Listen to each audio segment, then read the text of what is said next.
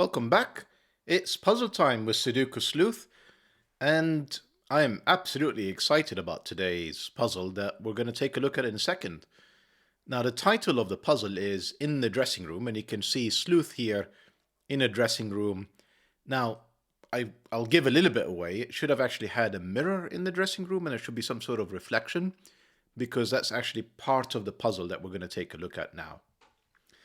Now, the reason I'm looking forward to it is another puzzle from Mr. Willpower. And although it's only been out for like a handful of days, it's already got a 93% rating. I just don't know how Willpower just keeps just producing these things. You know, every few days, here is another fantastic puzzle, highly rated. And, you know, as I walk you through the rules, you'll see just how phenomenally drawn it is as well. So let's do that now. So we've got normal Sudoku rules apply. So the digits 1 to 9 in every row, every column, and every 3 by 3 box. Very normal. Now, the numbers on the 4 purple lines, you can see there is kind of one there, second one down here, and a mirror of it on the other side. And the mirror part is quite important, as you'll see from the rule set in a second.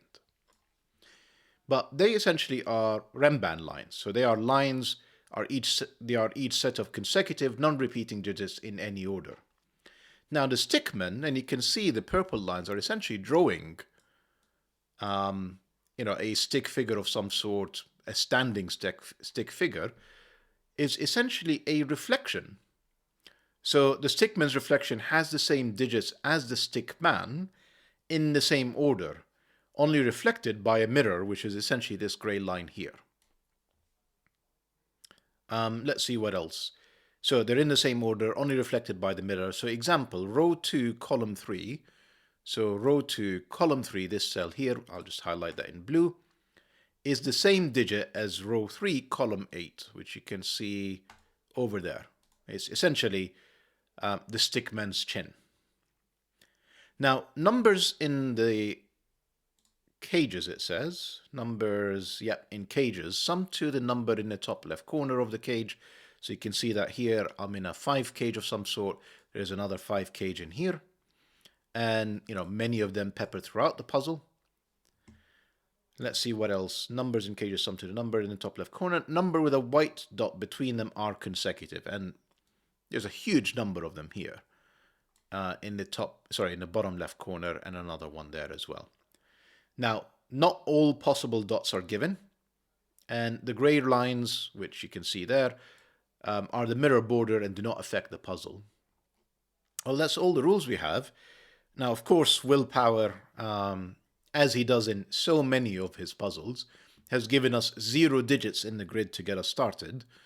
But somehow I feel fairly optimistic about this, because, I can see with the mirror rule set, this 5 cage, for example, is already in this 5 cage, this 5 cage is in this 5 cage, and so on and so forth. Now, if you want to play along, link will be in the description down below as per usual. And with that said, let me restart the clock and see how we get on. Right, I did say kind of these 5 cages. So why don't we do that now? And then therefore this 13 cage is only either a 5, 8 or 6, 7. It's not immensely helpful because essentially all we've done really is eliminated the 4 as a possibility. Well, 4, 9 specifically. But a 1, 2, 3, 4, notice it's a Rembrandt line and 1 is on there. It essentially says there is 5, 6, 7, 8 and 9. Well, it already had all of the digits 1 to 9 on it. So that's not a grand revelation necessarily.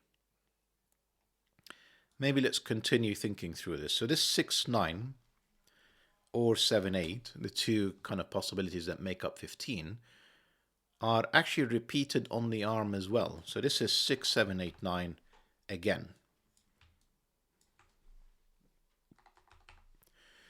That means this digit is 5, I believe. Because we've essentially said it, based on a 9-cell Rembrandt line, we need to place all of the digits 1 to 9. We've essentially pencil marked all of them except the 5, and that's the only remaining cell in this image. So that's not 5, 8, that's 6, 7. This is an 8, 9 pair now. An 8, 9 pair, well, means there are no more 8, 9s. Means that there is a 5 up here and a 6, 7, sort of whatever is not appearing in this 15 cage. Now we've got 6, 7, we've essentially got another 1, 2, 3, 4, and the 8, 9. The 8, 9 clearly is not going to be part of the 8. Neither would the 4 really. So this is 1, 2, or 3 joined with, I'm going to say 6, 5, 6, or 7, but that's not true. We've got 6, 7, 8, and 9 pencil marked. This can only be a 5. This can only be a 3. This is not 3 anymore, therefore it's not a 2, 3 pair. It's 1, 4. This is also the same. And whilst I don't want to say, we're off and racing, we've already placed quite a few digits. But yeah, we're kind of making a bit of sanity from all of this. This 6, 7, this 8, 9, no, it doesn't necessarily give anything away. We know that there's a 2 in here with an 8, 9. And there's definitely a 2.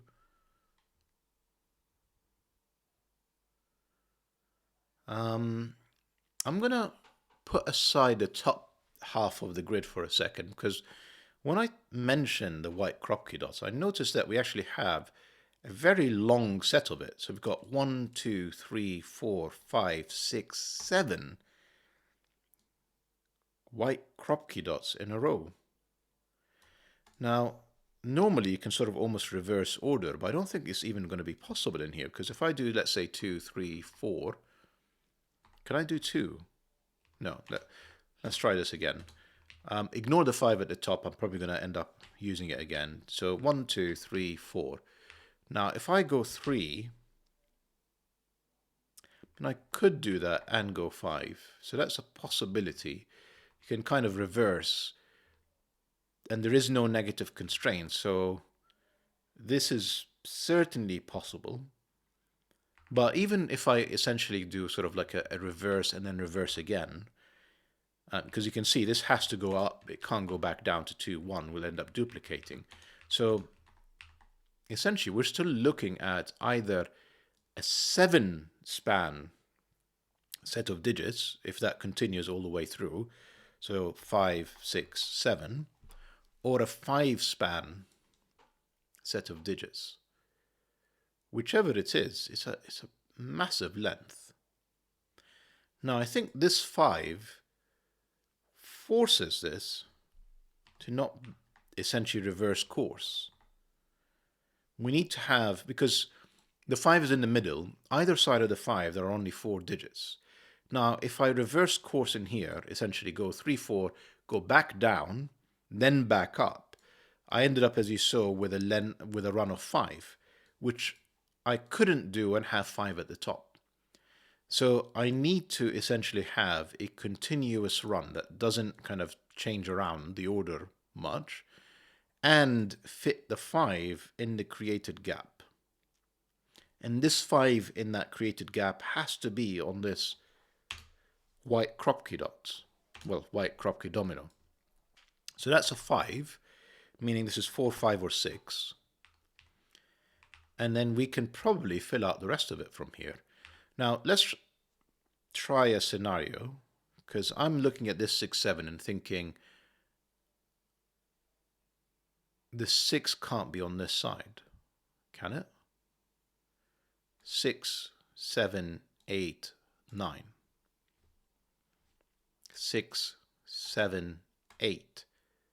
That works and essentially forces everything. Hopefully that's clear. I mean, I'm not sure I'm explaining it very well, so I'll give this a go again. So ignore the 4 for a second. Let's just say this is a 5, 6 pair. We need to decide which side is the 4, in essence, and which side is the 7. And whichever side is the 7, and remember, because this has to be a continuous run now that we've said all the way through, whichever side is the 7 is going to get into trouble. Because that's a 7, 8. So that could be 6 and 9. That's possible. But if I try and do it the other way around, that this is 7, 8, 9, well, I've broken this cell, if that's the 6 side. Now, the reason I'm also thinking the 6 has to be in here, let's try this with 4 rather than 5. And sorry, rather than 6. Let's try that. We know that there is definitely a 5 in here. Otherwise, we get into, again, a different type of trouble in there. So we still need to place 6 and 7, because this was a run that started from 1 all the way to 7, or started from 9, which I don't think is possible because of this 8, 9, all the way to 3. So in any scenario, we have to place the digits 6 and 7. And if one of them isn't here, we've broken the puzzle again on this digit this time, this cell. So I feel like this is actually forced. This has to be 5, 6. This has to be the 7. This has to be the 8. This can't be 5. This can't be 6. 4, 3, 2. And over here is the 1. I don't think there is any other way, given the 5 up here, given the 6, 7, given the 8, 9, for us to be able to actually completely fill this column correctly. So I'm going for it. And therefore this is a 6, this is a 9. Yeah, that's now a 7, 8 pair to make that 15. That's 7, 8. Therefore this is 6, 9. And the reverse is true over here. And now we also know this is a 2, 9 pair in the center. And to finish this off, we now need, I'm going to say 1, 4, and 8. None of them are on the stickman, so it kind of doesn't matter. This has to be now an 8, not a 9. We can essentially finish pencil marking this box as well. We've got 1, 2, 3, 4, 5. We need 6, 7, and 9. Okay. So, Remban time again with the stickman. Well, this one's sort of kind of free. Let's just fill that in. That's a 7, 9. No other way of making 16 in a 2-cell cage. And I think this is actually almost free. This is 1, 2, or 3. So we need a run of 2. You've got 1, 2, and 3. You can pick any 2 digits. Well, not any 2 digits. You've got to have a 2 in them. 4, 5, 6. Well, 5 is not available. 7 is not available. 8, 7 is not available. 9 is not available. So this is, yeah, a 2 joint with 1 or 3. That's not 3. I think that's all we can do at this point. I suspect 8 is too big to be in either of these. No, 8 with a 1, 3 or 8 with a 1, 3, both would work. We've got some free digits. I forgot about the mirror for a second. So this leg is 6, it's 5, therefore this is 7. That tells us the order of this 9, 7 cage. Gives us the order up here of this 6, 7 cage. Do we have any other kind of surprises? The 5 is kind of just normal Sudoku. We've got eliminating all of these and this eliminating this option. So that's the only place a 5 would go. I think we've almost done all the 5s at this point. Just one more to go, I believe. 2 more to go. There's 1 in here and it's there. Okay. A 6 we need to place 1 or 1, 5 or 2, 4. That's 2, 4. That's 2, 4. This is not 6. This has to be 9. That's a 6. The elbow is essentially the 9. The hand is the 6. We have a free digit in here, which is a 3 to start the knee. And then we have 2 digits. Now, remind me the length of this Remban. 1, 2, 3, 4, 5, 6, 7, 8. So either it doesn't have a 1 or a 9.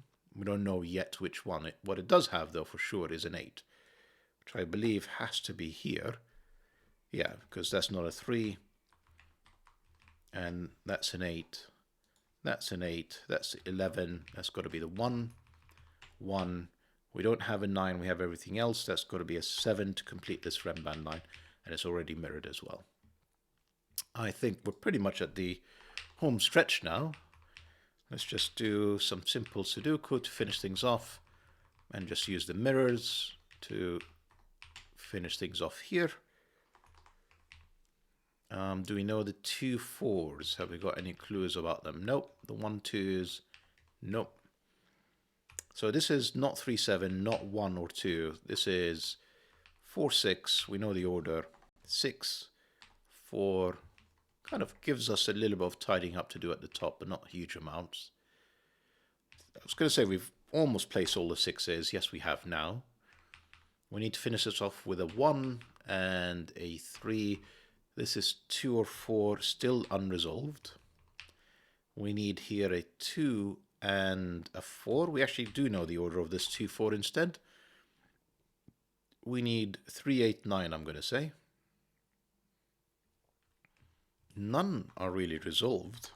Surprisingly, that's not a 3, but nothing else is known. That's a 9. Therefore, that's the 9. That's the 8. That's the 3. So take that back. Just a little bit of homework and we're done.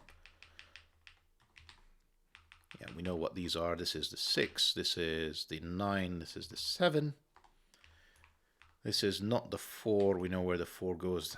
Therefore, have we got any 1s or 8s to resolve this? No. 1s or 2s? Nope. Right, let's do a little bit more Sudoku before we can finish up.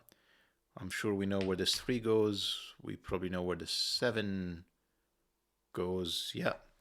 We know what this digit is. That's a 1, 2, 1, 8, 1. We're missing 2, 8, and 9. 2, 9. And if I've not made any mistakes, that's the 8 and that's the solution. Well, certainly deserving of the 93% rating. Immensely enjoyable. More stickmen. Kind of lovely new sort of rule set. I think we've done, there are other Sudoku variants with mirrors, etc. But just being able to use it diagrammatically as well, phenomenal as usual, Mr. Willpower. Thank you very much for creating it and sharing it with us. And I hope you've enjoyed today's video and today's puzzle. And let me know how you got on in the in the comments. Thank you and see you back for the next video. Bye for now.